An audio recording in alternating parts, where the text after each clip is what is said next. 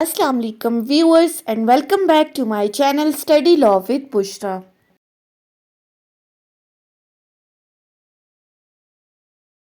So in today's video we are going to discuss section 54 of Specific Relief Act 1877.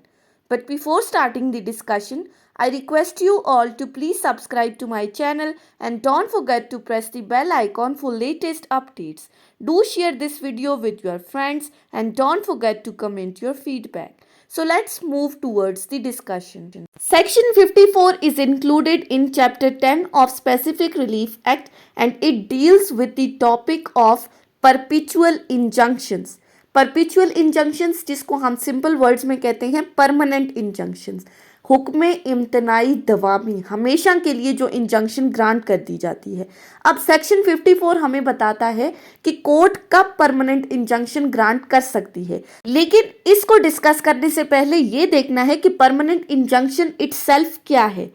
अब ये जो perpetual injunctions या permanent injunctions है ये हमेशा ग्रांट की जाती है at the time of decree, कि जब कोर्ट दोनों पार्टीज को सुनने के बाद, दोनों पार्टीज के आर्ग्यूमेंट सुनने के बाद, उनके एविडेंसेस रिकॉर्ड करने के बाद, मेरिट्स ऑफ द सूट को देखते हुए केस को जब डिसाइड करती है तो उस वक्त ये परमानेंट इंजंक्शंस ग्रांट करती है ताकि डिफेंडेंट को हमेशा के लिए रोक दिया जाए वो तमाम काम करने से जो कि प्लेंटिफ्स के राइट्स के अगेंस्ट है, जो प्लेंटिफ के राइट को किसी भी तरह से इफेक्ट कर रहे हैं, तो कोर्ट परमानेंट इंजंक्शंस ग्रांट करते हुए उसको परमानेंटली रोक देती है। अब आ जाते हैं सेक्शन 54 के ऊपर, जो बात कर रहा था कि कोर्ट किन केसेस में परमानेंट इंजंक्शन ग्रांट कर सकती है। सेक्शन 54 कहता है subject to the other provisions contained in और referred to by this chapter, कि इस चैप्टर की प्रोविजंस के अकॉर्डिंग या फिर इस एक्ट के अंदर कहीं भी अगर कोई बात लिखी गई है इस इंजंक्शन से रिलेटेड, उन तमाम प्रोविजंस को मद्देनजर रखते हुए a perpetual injunctions may be granted to prevent the breach of an obligation existing in favor of applicant whether expressly or by implication. Court इन तमाम प्रोविजंस को मद्देनजर रखते हुए परपेचुअल इंजंक्शन ग्रांट करती है ताकि ब्रीच ऑफ ऑब्लिगेशन को प्रिवेंट किया जा सके, कि जो डिफेंडेंट की ऑब्लिगेशंस थी उसमें अगर वो किसी भी तरह की कोई ब्रीच कर रहा है तो उस ब्रीच को रोकने के लिए अब जो कौन सी ऑब्लिगेशंस जो कि प्लेंटिफ के यानी एप्लीकेंट के फेवर में एग्जिस्ट कर रही हैं, अब आया वो ऑब्लिगेशन एक्सप्रेसिव है या वो इम्प्लाइडली, उस ऑब्लिगेशन के ब्रीच को रोकने के लिए कोर्ट परमानेंट इंजंक्शन ग्रांट करती है। सिंपली अभी तक इस सेक्शन में क्या बताया है कि इस चैप्टर की प्रोविजंस के अकॉर्डिंग या इस एक्ट में कहीं भी कोई बात लिखी गई है, अगर कोई ऑब्लिगेशंस प्लेंटिफ के फेवर में एग्जिस्ट कर रही हैं, आया वो एक्सप्रेसली हैं या इम्प्लाइडली हैं, तो उनके ब्रीच को रोकने के लिए परमानेंट इंजंक्शन कोर्ट की तरफ से ग्रांट की जाती है। फिर फर्दर कहा है when such obligation arises from the contract, अगर तो ये ऑब्लिगेशन अराइज हो रही है किसी कॉन्ट्रैक्ट के थ्रू, मीन्स टू से कि पार्टीज ने आपस में किसी तरह का कोई कॉन्ट्रैक्ट किया था और उस कॉन्ट्रैक्ट के नतीजे में अगर कोई ऑब्लिगेशन अराइज हो रही है तो फिर the court shall be guided by the rules and provisions contained in chapter 2 of this act. तो कोर्ट फिर इस एक्ट के चैप्टर 2 के अंदर जो रूल्स और प्रोसीजर्स बताए गए हैं, यानी कि चैप्टर 2 में जो हमने स्पेसिफिक परफॉर्मेंस ऑफ कॉन्ट्रैक्ट की बात की थी, उन प्रोविजंस के अकॉर्डिंग, उन रूल्स रेगुलेशंस को देखते हुए फिर कॉन्ट्रैक्ट के केसेस में कोर्ट परमानेंट इंजंक्शन ग्रांट करेगी अगर कोई ऑब्लिगेशन किसी कॉन्ट्रैक्ट के नतीजे में अराइज हो रही है। अब इस चैप्टर 2 में जो प्रोविजंस बताई गई हैं, ऐसा नहीं है कि कोर्ट उनको इग्नोर करते हुए फिर परमानेंट इंजंक्शन ग्रांट करेगी, बल्कि ये पैराग्राफ कहता है कि कोर्ट ने उनको माइंड में रखते हुए फिर परमानेंट इंजंक्शन ग्रांट करनी है। फिर तीसरी बात, व्हेन द डिफेंडेंट इन्वेड्स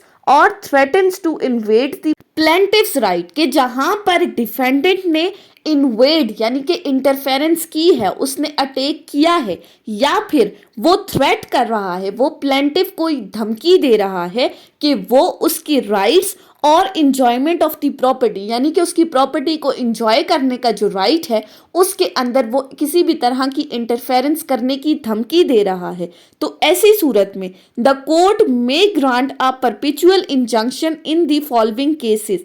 तो ऐसी सूरत में फिर कोर्ट उस बंदे के अगेंस्ट परपेचुअल इंजंक्शंस ग्रांट कर सकती है। फिर आगे कुछ केसेस बताए गए हैं कि इन केसेस में कोर्ट परमानेंट इंजंक्शन ग्रांट करेगी। अब वो केसेस कौन कौन से हैं हम वन बाय वन उनको डिस्कस करते हैं।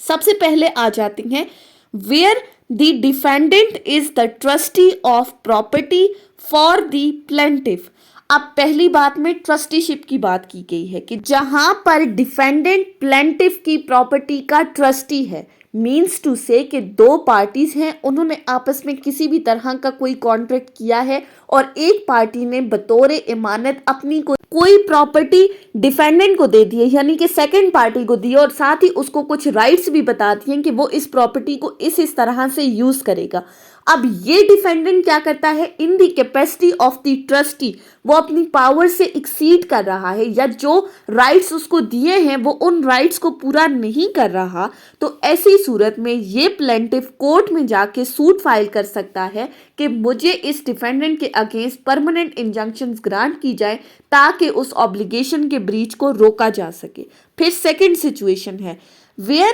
there exists no standard for ascertaining the actual damage caused or likely to be caused by the invasion, कि जहां पर ये अंदाज़ा लगाना मुमकिन हो कि अगर तो डिफेंडेंट प्लेंटिफ की राइट में किसी भी तरह की कोई भी इंटरफेरेंस कर रहा है तो उस इंटरफेरेंस से जो डैमेज प्लेंटिफ को कॉज हो रहा है उस डैमेज का अंदाज़ा लगाना मुमकिन नहीं है, उसका कोई स्टैंडर्ड सेट नहीं है जहां पर पता ही ना चल सके कि कितना डैमेज कॉज हुआ है, तो फिर ये प्लेंटिफ कोर्ट में जाकर परमानेंट इंजंक्शन की रेमेडी सीक कर सकता है।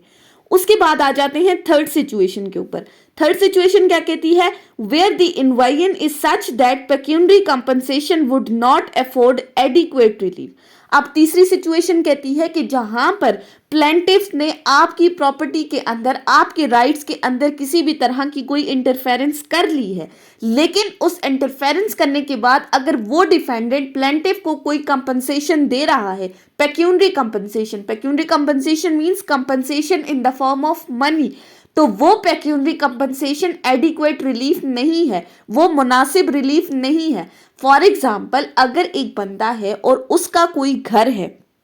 अब एक डिफेंडेंट है और वो उसके घर को गिराने का इरादा रखता है, अब ये प्लेंटिफ कोर्ट में गया परमानेंट इंजंक्शन सीक करने के लिए, कोर्ट ने इसे परमानेंट इंजंक्शंस ग्रांट नहीं की, इन रिटर्न सेकंड पार्टी ने बी ने क्या किया, उसका वो घर गिरा दिया और घर गिराने के बाद अब वो उसे कुछ कंपनसेशन दे रहा है, फॉर एग्जाम्पल 2 लाख 3 लाख 4 लाख। अब ये जो कंपनसेशन है in the form of money, ये जो 3-4 लाख रुपए हैं, ये रिलीफ काफी रिलीफ नहीं है, यानी कि उसका टोटली घर गिराया गया है और अब उसे पैसों में कंपनसेट किया जा रहा है, तो इन पैसों में तो दोबारा उसका घर नहीं बन सकता, तो ऐसी सूरत में फिर कोर्ट परमानेंट इंजंक्शन ग्रांट कर सकती है। Fourth situation, where it is probable that pecuniary compensation can not be got for the इन्वायन। अब इसका क्या मतलब है, ऊपर तो हमने कहा पेक्यूनरी कंपनसेशन मिल रही है लेकिन वो काफी रिलीफ नहीं है। ये सिचुएशन कहती है कि जहां पर पार्टीज टू द कॉन्ट्रैक्ट को या किसी भी पार्टी को ये यकीन हो कि अगर तो डिफेंडेंट उसके राइट में इंटरफेरेंस कर रहा है तो इस इंटरफेरेंस के बाद